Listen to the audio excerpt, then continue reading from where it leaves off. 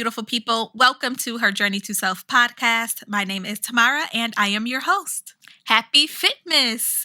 If you watch on YouTube, then you already know that I kicked off my Vlogmas series this week. If you don't know what that is, then Vlogmas is basically when YouTubers typically upload a video every day up until Christmas.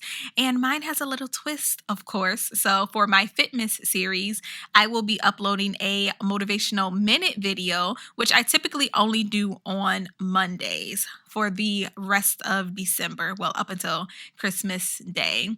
And my Fitmas series is all things fitness, having a fit mind, fit body, and fit spirit. And I don't know if I've ever explained my mantra before, fit on purpose, here on the podcast, but it means that I am purposeful about achieving great health, and that the key to wholeness is having a fit mind, body, and spirit. This is what I live by, and this is what I want to share with the world. So I've been having so much fun creating these videos for all of you. So if you aren't a part of the YouTube family, what are you waiting for? Head on over to Tamara J. Morris and hang out with us. All right, let's jump into today's episode. Today, we are talking about creating a legacy of creating generational wellness. I have a 9-month-old daughter, and let me just take a pause for the cause because it is so crazy that everything is happening so fast. I miss the newborn stage so much, but I'm also really enjoying seeing her develop every time she does something new. I am just so amazed. Babies are so perfect. They really are. So I am cultivating an atmosphere of wellness for my child. And although she's still young, whatever I do now is going to have an impact on her in the future. How she develops, how she sees herself, her relationship with food, her relationship with other people will all be impacted. We are planting the seeds right now. And babies are so smart. They are sponges right now. So she may not understand the foundation that is being built for her, but she will have a foundation. So let's talk about 10 things that I'm doing to create a legacy of generational wellness. The first one is to make movement normal. Selah, my daughter, has been watching me work out since she was 8 weeks old. And now that she's getting older, she's really starting to pay attention to me. Sometimes she just has this inquisitive look on her face, and other times she's just laughing at mommy jumping around. But I really want exercise and fitness to be normal for her. I want her to understand that it's not just a means to lose weight, but that it is a lifestyle so that she has a healthy, happy, and thriving life. Number 2, improve my self-love talk. They call it a generational curse for a reason.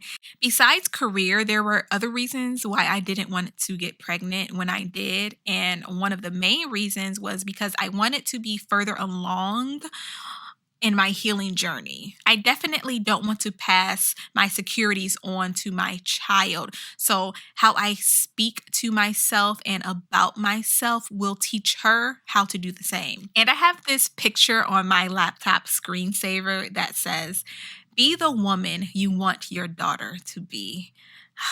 I've never believed in saying, "Do as I say, not as I do." That makes no sense to me whatsoever. So I'm constantly working on improving myself. Number 3 is to practice gratitude. And I did a whole episode on gratitude last week. So if you haven't listened, go ahead and check it out. But I think one of the things that 2020 has taught us is to appreciate what we have, even in the midst of loss. And this practice isn't perfect, especially when you're in the middle of a storm, but it is so important to our physical, mental, and spiritual health. Number 4, have mindful food practices. I want her to know and to truly understand what nutrition is. I want her to know what we eat and understand why we eat what we do. And I don't want to have to hide vegetables in her food. I know there are going to be some things that she just doesn't like. That's normal. There are lots of foods that I just don't like and enjoy, but I don't want her to be afraid of veggies. You know what I mean? And I do believe that there can be fun when it comes to food. So I don't want her to think so rigid about it. I really want it to become second nature to her to eat healthy. And I know that it's possible because it happened for me. I also don't want her to have negative food associations. I don't want her to think that she's a horrible person if she eats a brownie, And I always found it so hilarious when some of my friends and even like some of my former students would be so shocked when they saw me eating some type of dessert or treat. Listen, I have a huge sweet tooth, okay? Sometimes I try to choose a healthier version, but sugar is sugar, okay? But there truly is freedom once you understand what nutrition is and you learn not to use food as a coping mechanism for stress. Number 5, prayer and spending time with God. Prayer is powerful, and I obviously believe in God. I want my daughter to believe in God, and I want her to know that she can build a relationship with God before she becomes an adult. I don't want it to be this weird thing that she sees mommy and daddy doing. I also want her to see that I am intentional about my relationship with God and increasing my faith. So seeing us doing devotionals and having conversations about God and faith will be normal in my home. Number 6, teaching great financial health. Now, I don't think we typically talk about finances when we speak about wellness, but y'all know I believe that all things are connected. And the stress of a financial burden can definitely impact your mental state and your physical health. In the last few years, and especially this year, my husband and I have really expanded our knowledge on creating generational wealth. For a long time, I truly believed that I would build only by the means of my career. Like, I'm an artist and that's it. I didn't think that real estate and investments were in my lane, and we're just not taught that. But thank God for transformation. Financial success does not end at having a checking and savings account. Number 7, reading books and limiting screen time. This one is so important. And if you have not watched The Social Dilemma on Netflix, I highly encourage you to do so. Look, technology is great, but it can also hurt us. Our addiction as a society to social media is hurting our brains, like literally. It is also hurting our mental health and our social interactions, so it needs to be used responsibly. Selah already loves books, which compared to an e-reader is much better for memory retention and focus. And I have worked with children, okay? Their attention span is getting worse every year. So we don't let her play on our phones, and she will know what it feels like to play outside. I've also been telling people not to get her electronic toys. I prefer developmental toys, Montessori. And it's not like she'll never play with or interact with electronics. I mean, they're all around us. And she definitely knows what the Google Home is because we play music from it and it controls our smart lights. So whenever I say, "Hey, Google," she looks at it with anticipation. It's actually quite remarkable that she does that. But it should be monitored, and I don't want her to become completely dependent on it. Prime example, I was shocked to learn that a lot of the students that I worked with in the after school program did not know how to read an analog clock. Like, what? Everything is digital for them. So Selah will know how to read an analog clock, okay? Number 8, teaching self-care. I want us to have self-care dates and I want her to know that it is important to take care of herself.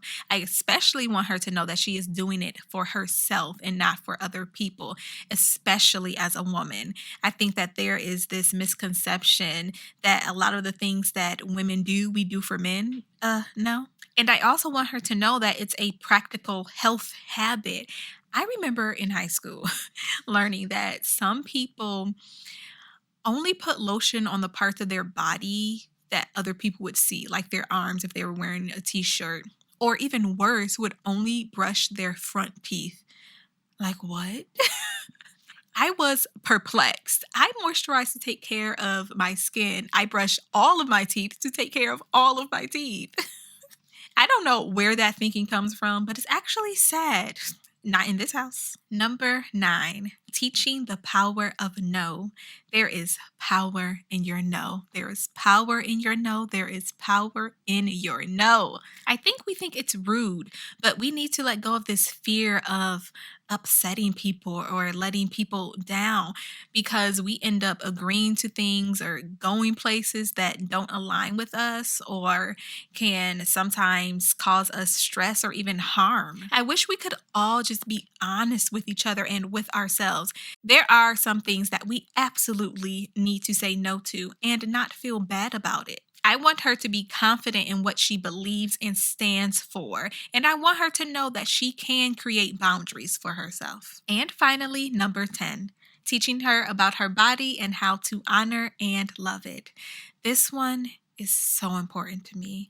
I don't want her to have any shame when it comes to her body. And I think the first most practical thing that you can do for your child is teach them the real names of their body parts. She will know that her breasts are breasts. She will know that her vagina is a vagina.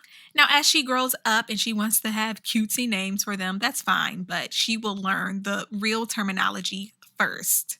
I don't think it should be taboo. She should be able to say it just as easily as she says nose, you know? It's also a safety precaution. Children should be able to articulate their body parts accurately. It's also just about knowing that no other person has power over her body. I remember carrying so much shame because I developed breasts really early. And even as a young girl, I understood that my breasts were a sexualized part of my body. So I received a lot of attention from boys. And there were women who told me that I need to cover them up or make sure I wear a sports bra to hold them down so people don't see them moving around. And it took me years to really get over that. I wish I had this thought process as a girl that they're normal and that I can reject society's overt sexualization of my body. I don't want that for her. I want her to understand her body. I want her to love her body. I also want her to know that her value isn't wrapped up in her body and that she doesn't need to exploit it because that's what the world tells her it's good for. My child's legacy starts with me. I want her to understand that I'm not perfect, and many of these practices are a journey to getting them right. I really want her to understand the importance of them, and I want her to want health for herself. I hope I have compelled you to think about how you can create a legacy of wellness in your family as well. So thank you so much for tuning in for today's episode. I hope you've been encouraged. Please head on over to Tamara J. Morris and hang out with us during the Fitmas series. Follow us on Instagram at HerJourney2Self, and please leave a review on Apple Podcast. Remember, as always, that your testimony is not for yourself, it is for the world. Until next time, peace, love, and light. Come, all ye faithful.